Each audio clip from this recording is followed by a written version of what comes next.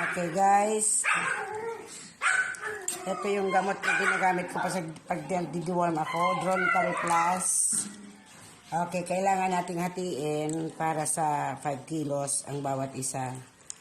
Ito, 21 kilos yung husky.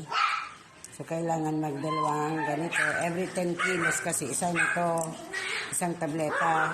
So, kailangan pa natin dagdagan. Hatiin natin itong isa para idagdag natin doon sa 21 kilos. Okay. So, kailangan nating hatiin. Hatiin natin siya para maidagdag doon. Okay. Ito po ang sana may natutuhan kayo sa aking pinakita. So, para hindi siya tumalo. Okay yan guys.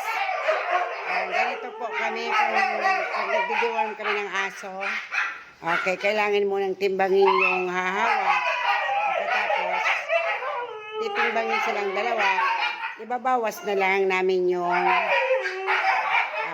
kung anong total nilang dalawa. Ibabawas yung paghahawak ng aso. Okay. So, ayan po si Oli. Yan po ang una naming i-deworm. Yan. Okay, nasa 68 kilos silang dalawa. 68.75 kilos.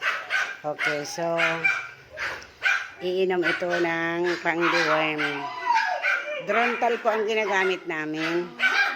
Okay, so yan po para malaman po ninyo kung gusto nyo mag-deworm din.